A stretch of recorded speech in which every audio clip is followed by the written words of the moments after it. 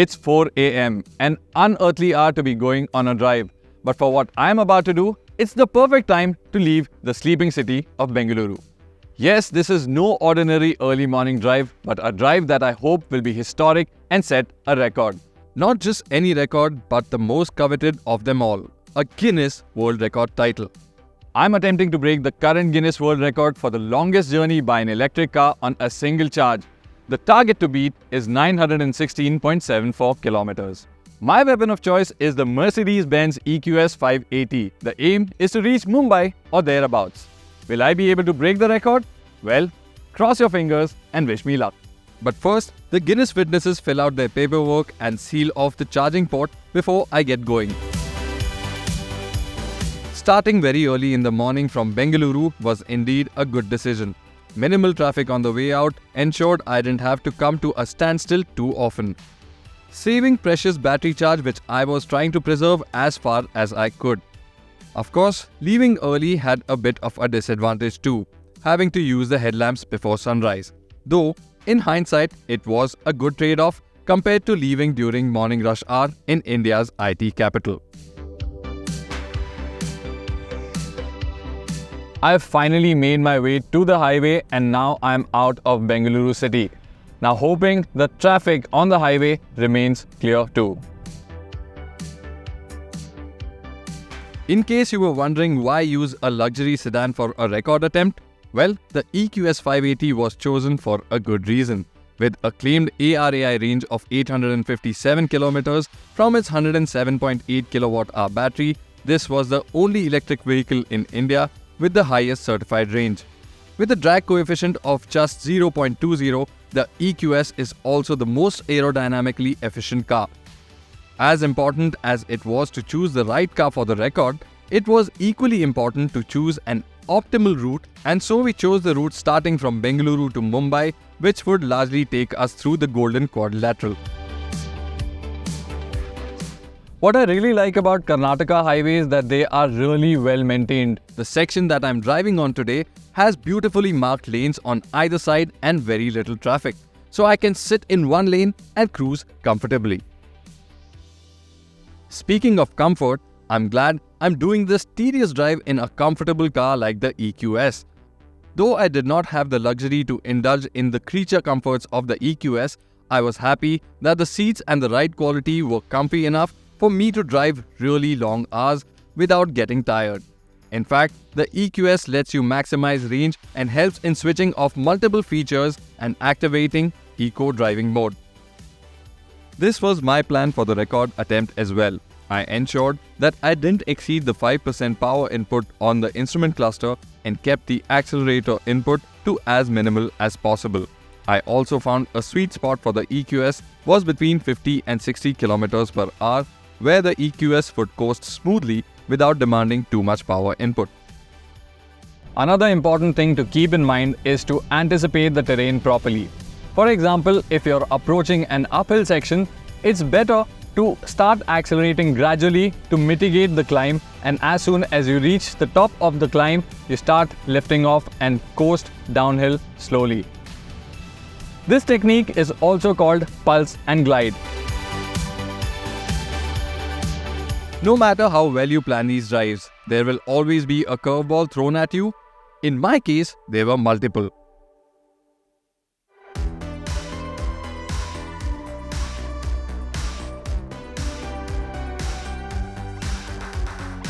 And the weather has suddenly turned. I did anticipate rain on the way, but this is a bit too much. I hope there's no standing water up ahead which will add resistance to the tires, eating into the much crucial range.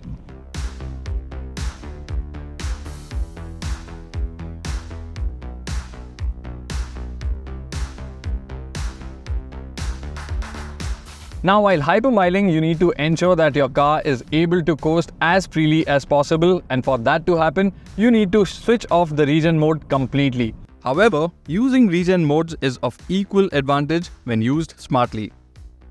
Similarly, when you're driving on a long, gradual slope where the car gathers a lot of speed on its own, it's best to use the regen mode, which will apply the brakes for you and also regain a lot of energy, resulting in additional range. The EQS offers 3 levels of regen. So depending on the speed I was able to gather on declining terrain, I would use the most optimum mode: strong regen for gradual declines and normal regen for shorter declines. I've consumed exactly 50% of the battery charge, and the distance that I've covered is 470 kilometers. The distance to go that the EQS is showing right now is 475 kilometers with the remaining 50% charge. Now if I add these two up, it definitely will cross the 916.74 target that we are aiming for. But will we be able to cover that? There's only one way to find out: by driving it all the way. So let's wait and watch.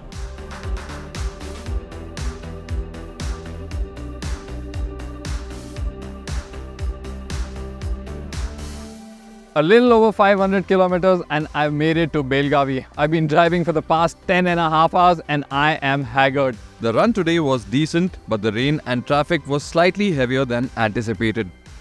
10.5 hours of non-stop driving and 515.2 kilometers later, I was left with 44% battery charge and 418 kilometers of estimated range on the EQS and took a break for the night.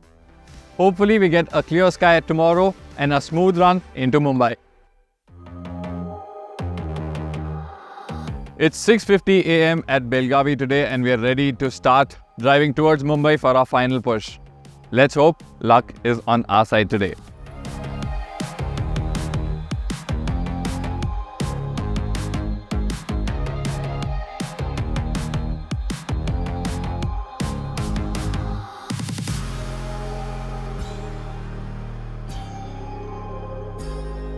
Spoke too soon, I guess, because as luck would have it, I was astounded to see the never-ending road construction and diversions between Belgavi and Karad.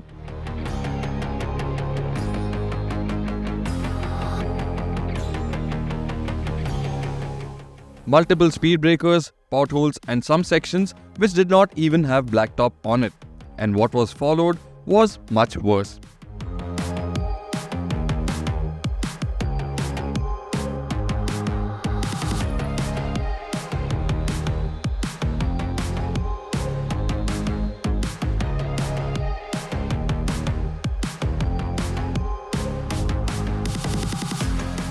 An absolute nightmare on a record run like this. The last thing anyone wants is a flat, but here we have it. I've got a flat. I have no choice but to change this tire and use the space saver and carry on. Final few kilometers remaining to reach Mumbai, or maybe closer to Mumbai. Fingers still crossed.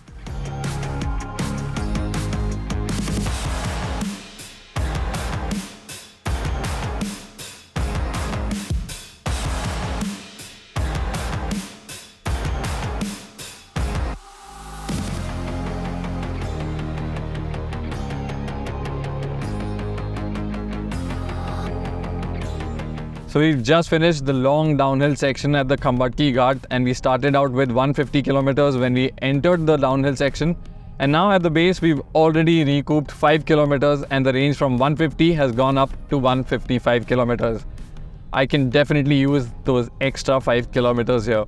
I really don't know once it goes on lower percentage how the car is going to behave, whether it'll slow down, whether it'll let me drive fast, whether it'll let me use the entire range. I'm really not sure. But I'm really hoping that it crosses our target distance. So let's hope for the best.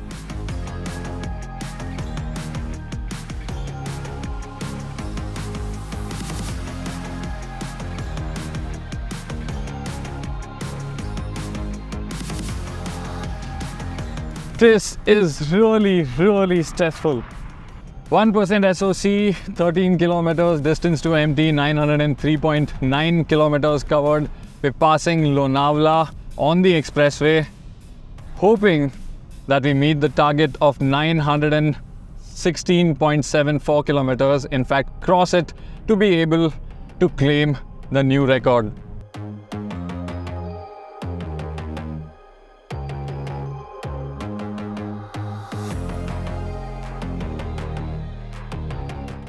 And there you have it, we've crossed our target. I think we've achieved what we wanted to achieve. I think we've bagged the new Guinness World Record for the longest journey by an electric car on a single charge.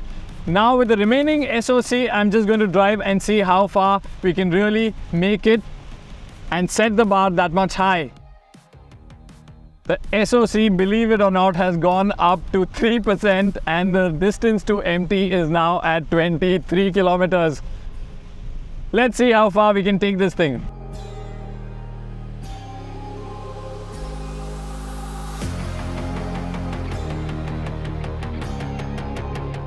And we've run into a jam at the JNPT road.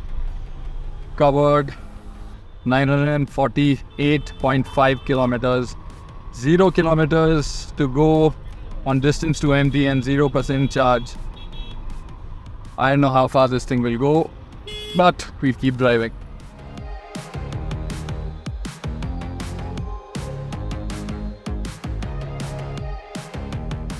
And I think we'll have to pull over. It says stop immediately, drive will be deactivated.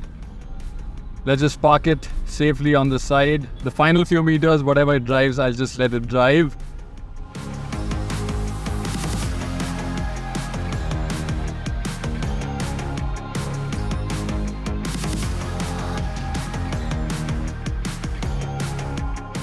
So this is where the EQS has finally run out of charge. 949 kilometers is what I was able to eke out on a full charge.